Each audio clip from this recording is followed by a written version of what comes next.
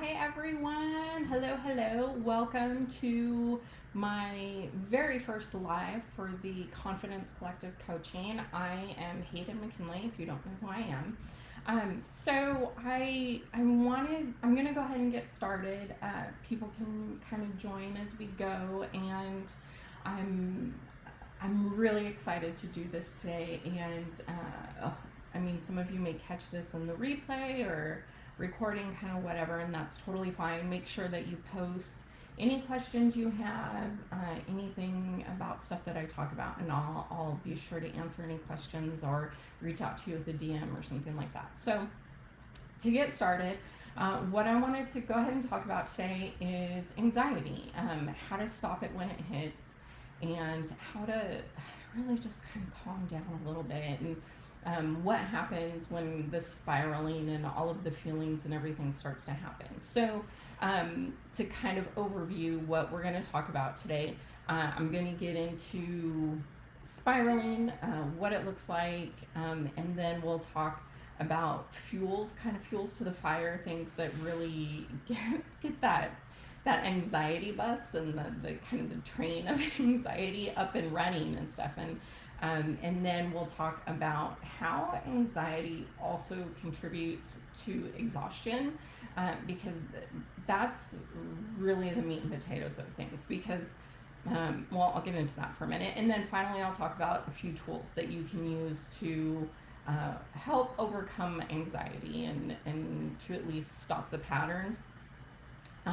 So getting into everything today, what I'm going to talk about first is spiraling, what it looks like. But I want to tell you a little bit about myself. If you don't know anything about me, what I want you to know is I've lived with this. I've done this. After the military, I was diagnosed with PTSD, a coping disorder, anxiety, to name a few things, to just mention a few. And I was on all kinds of medications, to the point that I actually started getting tremors, and it was awful. I hated the tremors. Let me adjust this because I feel like I'm really, really low. Anyways, so the tremors that started coming were awful. They were really scary. My dad has Parkinson's, and so with him getting tremors and stuff, it was really scary living with that. And so I actually, and every time I would go to the VA, well, let's up your dosage, let's up your dosage, let's up your dosage, and the tremors got worse and worse and worse. So I just believed it was the medications causing the issues. So that's why I completely dumped all the medications, and I had to find a new way to cope, because that first month with the anxiety medications and stuff was really rough for my family. So they kind of suffered because the OCD came back, the anxiety, ADHD popped up, which we had no idea was ADHD, and at least I didn't. Other people apparently did, but I didn't. So all of these things kind of came up, and I started doing research and learning and things about kind of this new lifestyle and how I live now, and how I have my mindset the way it is, and I went from a life of waking up exhausted, just so overly exhausted. It was insane. And I'd go to bed early, I'd sleep 9+ hours, and was still exhausted, just couldn't get past it. And when you're exhausted like that, it's really hard to find joy in life. And you also feel like you just aren't present for your family. You're not creating memories. You're kind of just living in like a haze almost, and it's miserable. I hate it. So that got me where I am. So now I am a life coach, a mindset coach, and I focus on confidence. But a lot of things is people don't understand under confidence is anxiety and depression and overthinking and all kinds of things. And I have a overthinking for next week. So for those of you who are overthinkers, tune in next week and we'll do an overthinking talk. But so right now, what I want to do is talk about anxiety and kind of what starts happening when the thoughts start racing. because anxiety is really, it's rooted in fear. Um, and don't get mad at me, because I fully understand, and I want you to understand that fear can be in your unconscious brain and your unconscious processes and thoughts.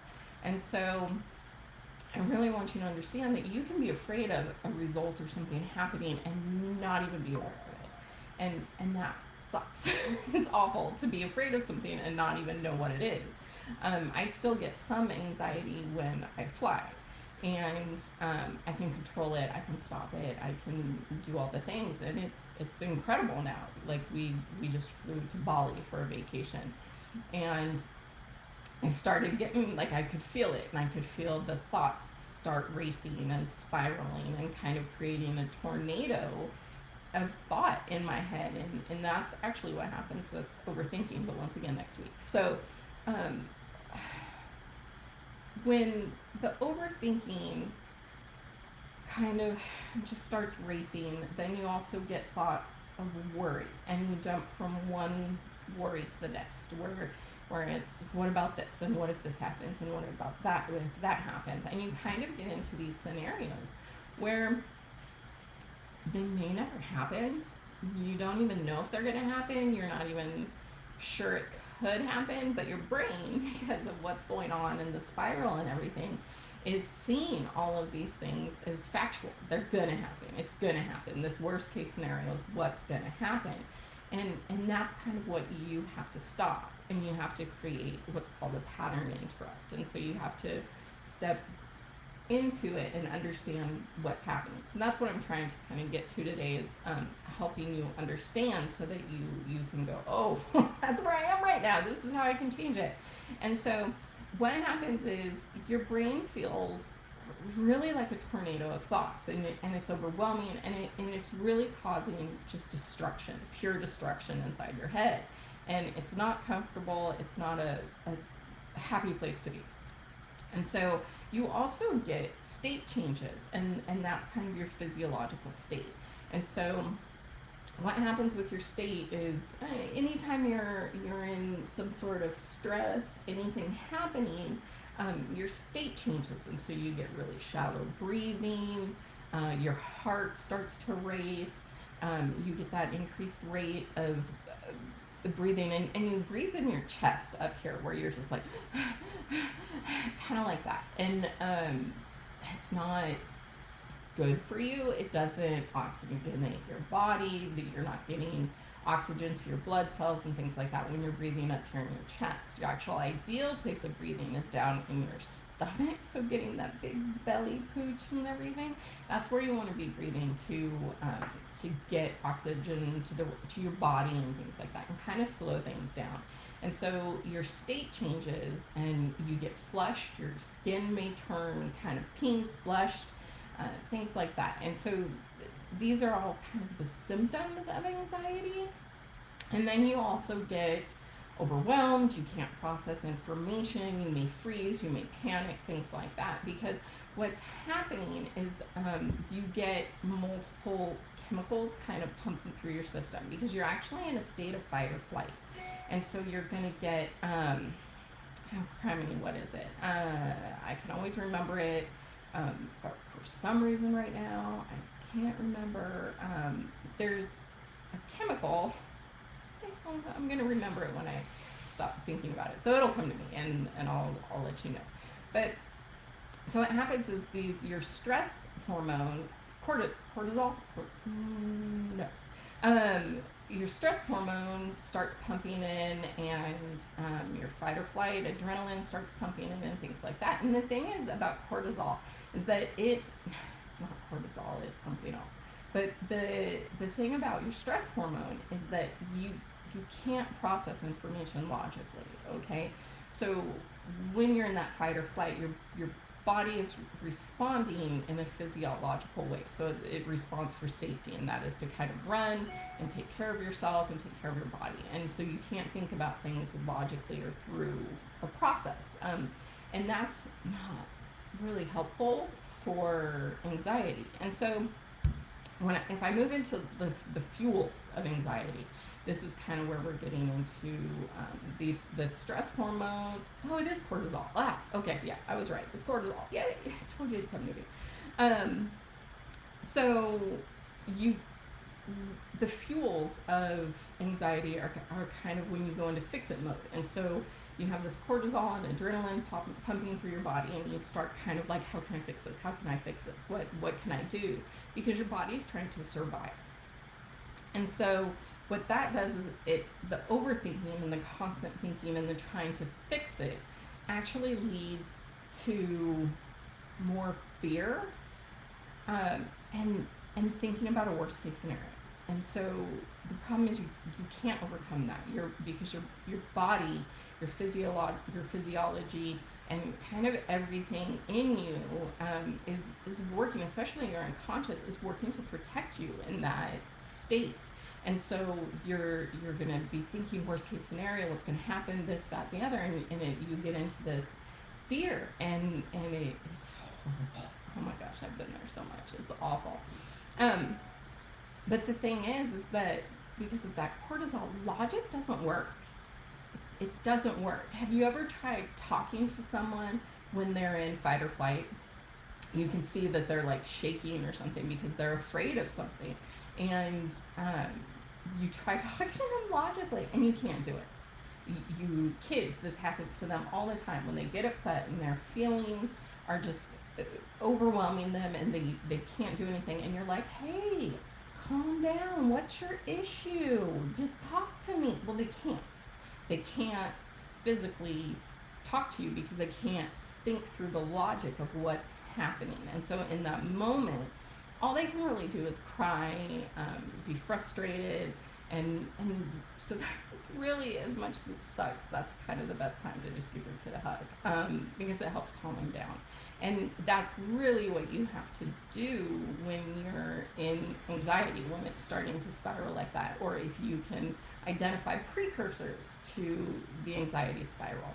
If you can identify triggers that send you into anxiety spirals. So, for example, I talked to someone recently, a young man, and he's the kind of a client, but talking to him, and he's 20, and he gets really severe anxiety when he needs to leave the house to go to his girlfriend's house. He hates it. He hates living it. So he's like, so I was like, what's your fear? And he's like, I don't understand. I don't have a fear. I just don't, like, physically, I can't leave the house.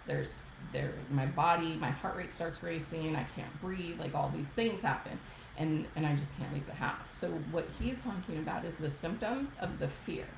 And so we started talking, and I discovered that when he was in his formative years, so about 15 is when the pandemic happened, and he never left the house. Never. There was like, his family was just afraid of leaving the house because you might die if you left the house. And so only his dad was allowed to leave the house. So for about a year and a half, he didn't leave his home. Just discovering that and realizing that this fear was bred into him that he didn't even realize was there is what was stopping him from leaving his house, because he had this fear that if he left, he'd die. And somebody would die if you went outside the house. And so that once he realized that, then he could go, oh, well, that's not logical. And so he's able to leave the house again. So one conversation, and he's just like, oh, okay. And his anxiety was gone because he identified his fear and the source of everything, where it was coming from, and kind of where he could go from there. And so it was really cool to see that in someone, to see them overcome that. But so he was able to identify early on. So anytime the anxiety starts to spiral or to do anything like that, he can kind of stop, calm down, and realize that he doesn't need to be afraid. And so, like I was saying, logic really doesn't work when you're in the spiral. When you're in the spiral, it doesn't work. If you're before it, or if you're outside of it, away from it in another situation, something like that, and you can actually address it and consider it, and get to the root of what the actual fear and the problem is, Um, it, so note, I don't fully recommend going into fears and past, because there is past trauma, and I don't recommend reliving past trauma over and over and over again. If it's something like a fear, kind of superficial, a little bit like the one I was just discussing, yeah, definitely 100% go into it. But if there's past trauma that your unconscious is hidden, don't go digging into it. Your unconscious is protecting you for a reason, so leave it alone. Just leave it there. Leave it in the past, and don't dig. But understand there may be a fear there that outside of a situation you may be able to logically reason your way out of it and come up with a plan for the next time that the anxiety pops up. So the overthinking, what it does is it actually puts you on high alert. So again, that's that fight or flight. Your body reacts. You have the physiological state. You have all kinds of things going on in your head, just all everything. And so that's kind of how we get into the exhaustion. Because if you suffer from anxiety, if it's like a chronic disorder, it's not maybe situational dependent. If you have severe anxiety, then you're living in this state. You're living in a state of intensified your physiological state. So the higher the shallow breathing, the higher heart rate, flushed skin, things like that. So my guess is that you probably feel like you just ran a marathon all the time, just all the time. You feel completely exhausted, and it's frustrating because you don't know why. You don't know why you're so exhausted, because you're not doing anything that would cause that kind of exhaustion, that level. And so what happens is it's because of the increased blood pressure, the heart rate increasing, all of those things. It really is like a workout for your body, but it's more for your brain. So you suffer from this mental exhaustion that you can't necessarily identify the where, the why. You may know, like, my job is draining me, I'm exhausted. You may know something like that, but you may not know exactly why your job is draining you. And that's okay. You could know that, like, Karen from accounting is just pissing you off, and that's totally fine. You can be there. You can understand that, but it might be a good idea to understand why she's pissing you off, to kind of figure out where those thoughts are coming from, so that you can let it go. And I know that sounds really easy, because it's not always that easy, but that can be where your exhaustion is coming from, with the anxiety and everything. So if, like, work gives you anxiety, there's a reason. There may be a fear behind it, and we can find out what that fear is, overcome it, and it kind of releases the exhaustion. And the cool thing is since I've learned so much, I actually live a life where I have so much energy. I have no idea what to do with it, and it's crazy. I love it. So I actually wake up now at 4 a.m. This morning it wasn't until 5. I kind of slept in, but I wake up early in the morning. I run, and then I go wake my kids up. I get laundry and start doing the laundry all before I even take a shower, And so by the time we leave to take my kids to school at about 7:30, I've journaled, I've done laundry, I've run, I've done some training because I do education while I'm on the treadmill. I've showered, my kids are ready for their day, all this stuff is done. And so I actually lead a really, really productive life now. It's insane. Whereas before, I couldn't have imagined waking up that early to work out. But now I'm like overflowing with energy. It kind of annoys my husband. So I'm overflowing with this energy now, and it's because I've identified the anxiety, the fears, what gets it going, what triggers it, what makes it worse, what fuels it, and the fact that anxiety and the depression and PTSD and all those things were causing this extreme exhaustion for me, and it sucked. It really is miserable when you're in it. Oh, it's awful. But um, there's hope. I promise there's hope. But so what causes the exhaustion? So you get foggy, you get irritable, you may even get sick because of the exhaustion. So if you're feeling any of these things, you're probably in a mental exhaustion. If you haven't identified yet that you're even in exhaustion. I know there are people like me in the world who you don't even know you have anxiety or ADHD or these things. You're just kind of living life thinking, I'm just living my best life and it's great, but I'm really tired and I can't figure out why. Well, this could be why. The other thing is too is that so anxiety and all of these issues, especially with the overthinking, they can really cause long-term breakdowns of your body, of your system. If you're living where you're creating lots of cortisol in your body, that cortisol actually breaks down into acid, and so you actually get acid in your blood, which makes it kind of really acidic, and that's not healthy. It's not good for you in any way, shape, or form. It's something that you just really want to avoid. So if we can do that by reducing our cortisol levels, you'll lead a healthier life, you'll have more energy, all kinds of things. So some grounding exercises, right? This is really what you came for. So for grounding, there's a couple things you can do. One of them is, so there's like the 5, 4, 3, 2, 1 method. And what it is, I have to read it because I always forget. But so it's for 5 things. What do you see? See 5 things around you. Identify 5 things that you see in the room. So like behind me, there's, oh, I thought I was pointing over here. So there's a C-130, there's another C-130, patches on the wall, boxes, and then another picture. So there's 5 things. So I've seen 5 things. Well, then the next one is 4 things. So what are 4 things you feel? Well, right now I'm kind of warm because I have a hoodie on and I probably don't need it. Plus I'm excited, so for my first live.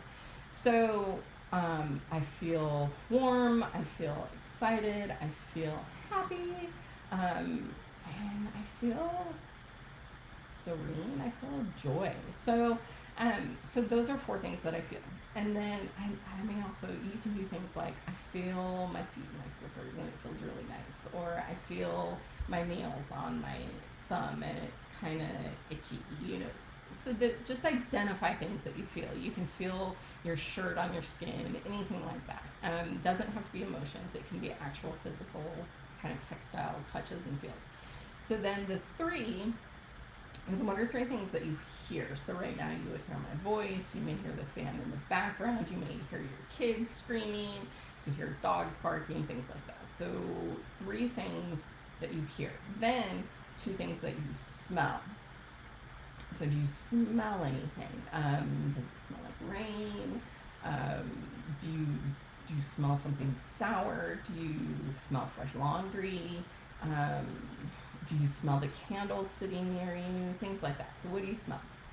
And then that's 2 things. And then 1 thing is taste. So do you taste anything? So like, I taste cold coffee. So so by the time you go through the 5, 4, 3, 2, 1, your body should and your mind should have disconnected from whatever was making you anxious. You've shifted your thoughts and you've changed your focus. Because I always say, where focus goes, energy flows. So you need to change your focus when you're in one of the anxiety spirals. This goes with overthinking too. So all the things. If you change your focus, you can calm the anxiety. And notice, I'm not telling you just change what you're thinking about or just get over it or anything like that. What I'm trying to do is get you into a calm state so that we're reducing the stress hormone, we're reducing the cortisol, we're calming your heart rate again, we're bringing reducing the blood flow to your skin so you're not pink, just things like that. So we're really calming your entire system, your physiological state, your mind, everything, just putting everything at peace and making everything calm. So we're going to do that. And that's one thing that the 5, 4, 3, 2, 1 helps with. So there's a tool for you to help you with anxiety. So I hope that that one helps. Another one is a breathing technique. And I love this one. This is almost how I've learned how to breathe and change my breathing. I don't breathe up high into my chest hardly at all anymore. So breathing, what I want you to do is you want a big belly breath, okay? And you want to do 4 seconds in, hold for 4 seconds, and then exhale for 6 to 8 seconds out your nose. So you're breathing in through your mouth and then out through your nose. Okay, so it's just like,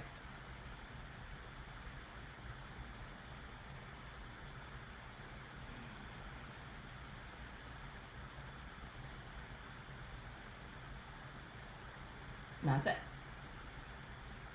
That's an incredible breathing technique, and it just calms you. You may have even seen on my face as I was breathing out that my face just like, just, it's calming. And if you do a few of those, it'll help you immensely. So I've learned to breathe into my belly and not my chest anymore, because if you're breathing into your belly, you're actually oxygenating your blood. You're getting more oxygen to your body, all of your fingers, your extremities, things like that. And the importance of that is when you go into those anxiety spirals, if you're doing the chest breathing and your heart rate is pumping and stuff, you don't get as much blood flow to your extremities, and so you can get numbness in your fingers and your toes, stuff like that. It doesn't happen to everybody, it happens to some people. So if it happens to you, let me know. But so those are my tips right now, at least for anxiety, to kind of calm. And if you can, when you're not in anxiety, if you can identify triggers that lead you into it, that'll help you a lot, because then anytime those things start to happen, before you even get the spiraling or anything, you can go into those 2 little grounding techniques, and it'll calm and possibly prevent the anxiety spiral, which is really the goal, right? So there you go. So in summary, we talked about anxiety today. We talked about the spiral, fuels for the spiral. We talked about exhaustion, and then a couple grounding techniques. So I hope that this helps you guys out. If it does, leave comments below. And if you have other stuff that you want me to talk about or you want me to go into, then please let me know. I want to help you guys however I can. So let me know what you need. Some of you know I've been doing market research, so I've been contacting people so that I can ask questions and stuff, and I can kind of find out what your problems are, what you're dealing with, what you're most frustrated with, so that I can address those things for you guys. So please let me know. And then for next week, like I said a couple times, I'm going to be doing overthinking, so tune in for that. Same bat time, same bat channel. So I'll be here for that. And then I do want you to know, so I wrote this down for myself. I need to know. Stopping anxiety isn't about thinking harder. It's about calming your mind and your body. So think about that the next time you get into an anxiety spiral. Just stop thinking, try to reshift your focus, get your focus onto something else, and you'll be able to calm that anxiety spiral. All right, you guys have a great day. Finish off your great morning, and I will see you guys next week. Take care. Bye.